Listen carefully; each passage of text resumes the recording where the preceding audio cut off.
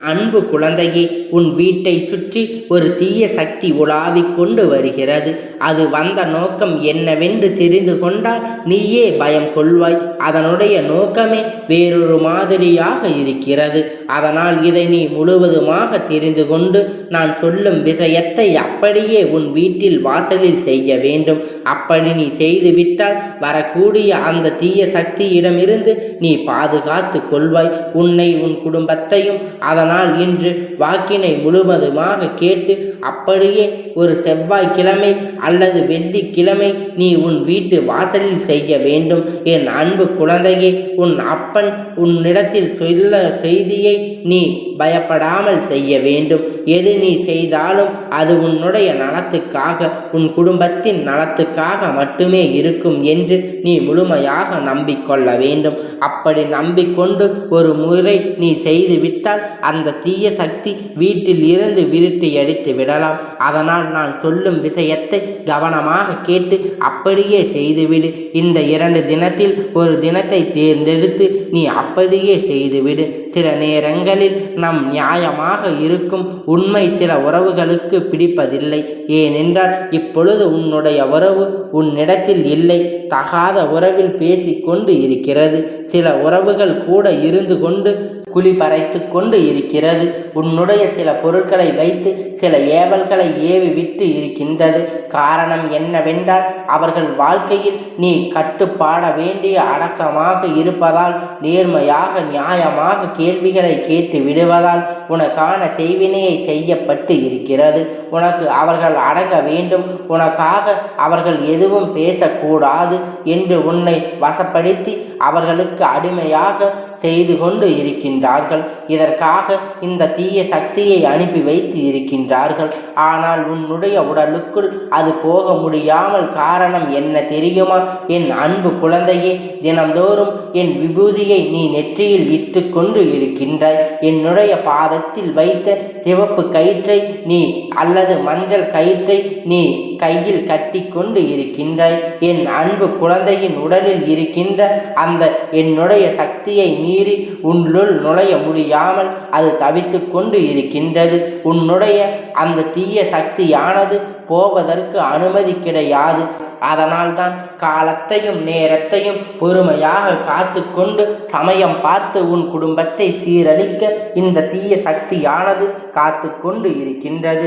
இறைவன் அப்பன் முன்னதாக உனக்கு தெரிவித்து இருக்கின்றேன். நீ விடுபட வேண்டும், எச்சரிக்கையாக இருக்க வேண்டும். இதை யார் செய்தார் என்று முதலில் நீ தெரிந்து கொள்ள வேண்டும். இந்த விஷயத்தை செய்தவர்கள் முன்னோக்கி தெரிந்த மனிதர்கள்தான். அது உதவும் உறவாக கூட இருக்கலாம். ஏனென்றால் அவர்கள் பேச்சு நீ கட்டுப்படவில்லை இல்லையா? அவர்கள் சொல்வதை நீ சொல்லவில்லை இல்லவா?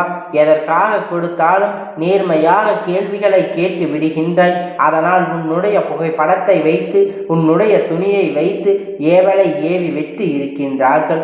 அது சமயம் பார்த்து உன் வாழ்க்கையை சீரழிக்க கூடியிருக்கிறது.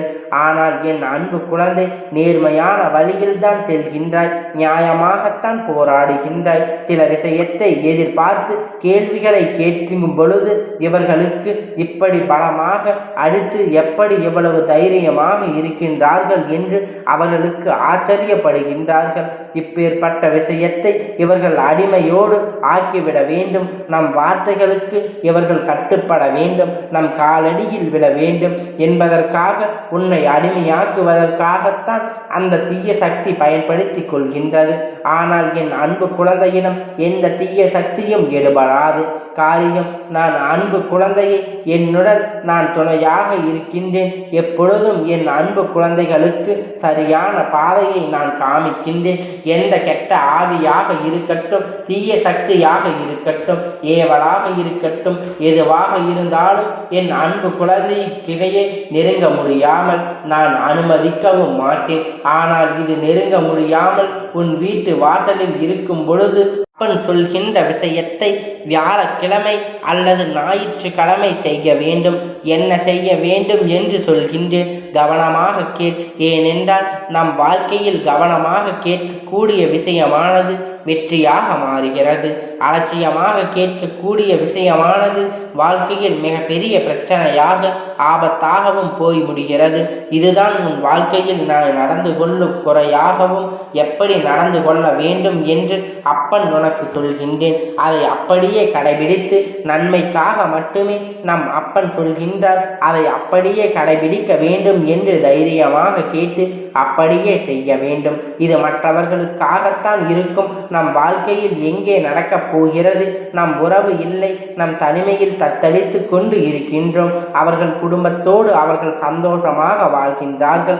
நான் எது கேட்டாலும் இனிமேல் நடக்கப் போவது இல்லை என்று அலட்சியமாக எண்ணிவிடாது.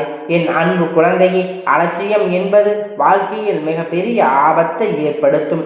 அதனால் தைரியமாக நான் சொல்லக்கூடிய விஷயத்தை நீ செய்ய வேண்டும். இந்த பதிவை நீ கேட்க கொண்டு இருக்கின்றாய் என்றால் இது உனக்கானதுதான் என்பதை நீ புரிந்து கொள்ள வேண்டும். புரிந்து கொண்டு உன்னுடைய வீட்டின் வாசலில் கண் புகைப்படத்தையோ அல்லது என்னுடைய உருவ புகைப்படத்தையோ முதலில் வியாழக்கிழமை அல்லது ஞாயிற்றுக்கிழமை இந்த இரு தினத்தில் வாங்கி கொண்டு வந்து உன்னுடைய தலைவாசலில் ஒட்டி வைக்க வேண்டும் அல்லது வாசலில் ஒட்டி வைக்க வேண்டும்.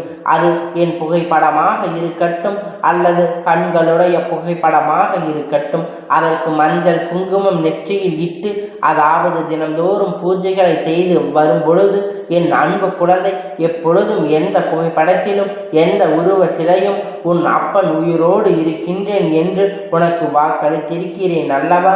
பிறகு எதற்காக நீ கண்ணீர் வடிக்கின்றாய்? அதனை உன் அப்பன் உயிரோடு இருக்கின்றேன், உனக்கு எந்த தீங்கியும் நான் எந்த பிரச்சனைகளையும் வந்தாலும் எந்த போராட்டமாக வாழ்க்கையில் நடந்து கொண்டு இருந்தாலும் அனைத்தையும் உனக்கு சாதகமாக உன் அப்பன் அனுப்புவேன். அதனால் எதையும் நினைத்து நீ கண் கலங்க வேண்டிய அவசியம் என்பது இருக்காது. ஒவ்வொரு தருணத்திலும் உனக்கு உதவுகரமாக உன் வாழ்க்கையில் நான் வழிகாட்டுவேன். ஏனென்றால் நீ என்னை அழைக்கின்றாய், அப்பா என்று அழைக்கின்றாய், நண்பனாக என்னை பார்த்திருக்கின்றாய். பிறகு உன் வாழ்க்கையில் கஷ்டம் வருமா? தருணத்திலும் ஆபத்திலும் தருணத்தில் உன்னை கைவிட மாட்டேன். இந்த உலகத்தில் மனிதனாக பிறந்து மகனாக வாழ்ந்து இன்று கடவுளாக மாறிப்போய் இருக்கும் காரணம் மனிதர்களுடன் உணர்வுகளை என்ன அவர்கள் எப்படி எல்லாம் சிலர் மனிதர்கள் ஆடாத ஆட்டங்களை எல்லாம் ஆட்டி வைக்கின்றார்கள் என்று அனைத்தையும் அறிந்தவன் இந்த அப்பன். ஏனென்றால் மனிதர்களை நானும் பல கஷ்டத்தையும் வேதனைகளையும் அனுபவித்து இருக்கிறேன். என்னை சோதித்து பார்த்தார்கள். ஆனால் அந்த சோதனையில் இருந்து உன் அப்பன் மீண்டு வந்து நான் யார் என்று சில அற்புதங்களை புரிய வைத்தேன். ஏனென்றால் நாம் யார் என்று சில நேரத்தில் புரிய வைக்கும் தருணத்தில் நமக்கு உண்டான அந்த சக்தி என்பது மற்றவர்களுக்கு தெரிகிறது, அது புரிகிறது. ஆனால் உன்னுடைய சக்தி என்னவென்று உனக்கு புரியாது. ஆனால் சில சமயத்தில் அதை நான் உணர்த்தி மற்றவர்களுக்கு புரிய வைப்பேன். அப்பா, எந்த தருணத்தில் நீங்கள் ஏமாற்ற முடியாத, துரோகம் செய்ய முடியாது மிகப்பெரிய சக்தியை என் அன்பு குழந்தைக்கு நான் கொடுக்கின்றேன் என்று நீங்கள் சொல்லி இருக்கிறீர்கள் என்று அது வெளிவரும். அந்த வெளிவரும் தருணத்தில் நீயே ஆச்சரியப்படுவாய். எல்லா சக்தியும் நம் வாழ்க்கையில் இருக்கிறதா, அப்பன் உனக்கு கொடுத்திருக்கிறேனா என்று நீ அப்பொழுது உணர்ந்து கொள்வாய். நம்முடன் இருந்து நம்மை வழி நடத்துகிறாரா என்று தருணத்தில் உனக்கு நான் தெரியப்படுத்துவேன். அதனால் இந்த தீய சக்தியானது உன் வீட்டு வாசலில் நின்று உன்னை கஷ்டப்படுத்தி கொண்டு சில பயங்களை உறுத்தி கொண்டு இருக்கின்றது. நீ அப்பனுக்கு எப்பொழுதும் கட்டுப்பட்டு இருக்கும் பொழுது எந்த தீங்கும் உன்னை நெருங்காது. அதனால் நான் சொல்லும் விஷயத்தை முதலில் நீ வியாழக்கிழமை அல்லது ஞாயிற்றுக்கிழமை நீ செய்துவிடு. இப்படி செய்து வர அந்த தீய சக்தியானது என்னுடைய அக்னி பார்வையால் பொசுங்கிவிடும். பிறகு எவரையும் அதிகமாக பேசி வீட்டுக்குள் விடாது. ஏனென்றால் தேவையில்லாத வேலைகளை சில நபர்கள் உனக்கு பிரச்சனையை வருவதற்கு அதிகமாக வாய்ப்பு கிடைக்கிறது. இது அனைத்துமே உன் அப்பன் உன்னை பயமுறுத்துவதற்காகவோ அல்லது உன்னை பயன் செய்வதற்காகவோ சொல்லவில்லை. என் அன்பு குழந்தையே, எதிலும் கவனமாக இருக்க வேண்டும். இந்த வகை மனிதர்கள் இப்படியெல்லாம் செய்கிறார்கள். உன்னை எப்படியாவது அடிமையாக்கிவிட வேண்டும் என்று வாய் திறந்து பேசவிடக்கூடாது. நேர்மையான வார்த்தைகளை கேட்டுவிடக்கூடாது என்பதற்காகத்தான் இவர்கள் இப்படி செய்து கொண்டு இருக்கின்றார்கள். இதற்கெல்லாம் அப்பன் அவர்களை அடக்கி ஆள வைக்க வேண்டும் என்று அடக்கி வைக்க வேண்டும் என்று இப்பொழுது அவர்களுக்கான தண்டனைகளை அவர்களுக்கு வழங்கி இருக்கிறேன். இப்பொழுது நான் உனக்கு துணையாக இருக்கும் பொழுது யாரும் உன்னை எதுவும் செய்துவிட முடியாது. நிச்சயமாக அப்பனுடைய அருளும் ஆசீர்வாதமும் எப்பொழுதும் முன்னோடு இருந்து கொண்டே இருக்கும். கந்தா போற்றி, கடம்பா போற்றி, கதிர்வேலா போற்றி, ஆறுபடை வீடு கொண்ட முருகா போற்றி.